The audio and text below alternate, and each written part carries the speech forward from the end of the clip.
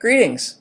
Today we're going to talk to you about how to render the wax that you're harvesting from your Gold Star top bar hives. Some of the cleanest wax you can get. Here's a picture of the rig that we use to heat the water and melt the wax. That's a camp stove powered by a propane tank that you can't see just off to the right. It's a pot that we can't use for anything else, dedicated only to this purpose. It's about 1/3 of the way full of water right now. Here's a Rubbermaid tub full of beeswax. That's a fairly big accumulation of wax, and you'll see what it boils down to in the end here at the end of the video. Here we are putting the wax into the water. We're using an old stick to stir with. The cement blocks that you see surrounding the camp stove are just there for a windbreak.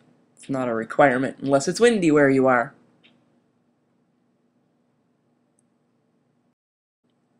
Thanks to Ray and Judy who came to help make this video.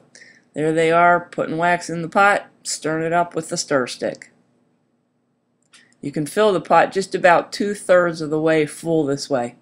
You want to not go too much fuller than that because it will splash over.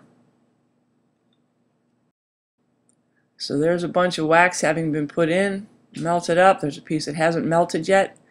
And what you're seeing is that brown stuff that's floating around is the cocoons that the baby bees are actually spinning around themselves as they prepare to pupate inside the cell. So when you're melting the wax, that all comes loose and floats up to the top.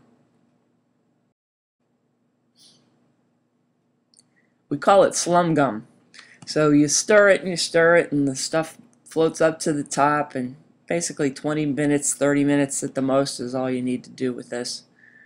Get it 100% melted and let all the little cocoons float up to the top. Next, you're going to pour it through a strainer. Again, this is equipment that you'll never use for anything else. It's going to never be the same again. So this is an old kitchen strainer, very coarse, a 5-gallon bucket, and we're going to pour all that hot wax with the slum gum through the strainer.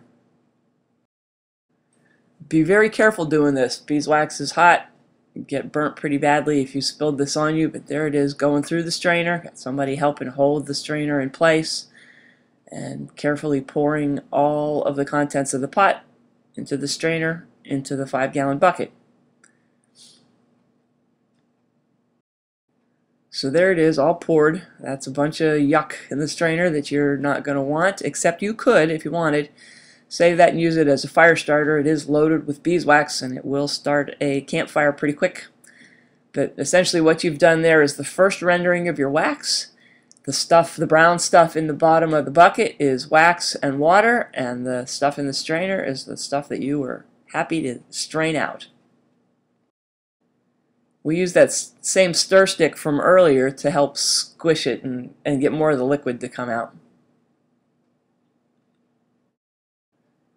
Now, one of the neat things about wax is that as it hardens, it floats. So that bucket full of brown liquid that you saw a second ago now looks like this when that wax has had time to harden up.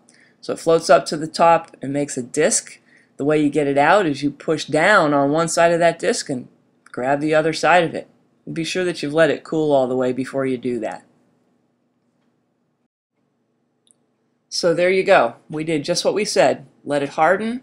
Push down on one side, grab the other edge, and lifted it out of there. That's about a pound of beeswax. And this is what it looks like on the back side. Because we wanted to get through that coarse strainer without having to stand there and wait for that to drain, we didn't get the fine stuff that's in the wax, so this is what it looks like on the bottom. That floats up underneath the wax as it hardens. A lot of this fine debris you can just brush off, but it also means it requires a second rendering. The second rendering we do by taking alternating layers of cheesecloth, putting them in that strainer, melting it down, pouring it again. So there's two of them. The one on the left is the top side, the one on the right is the bottom side.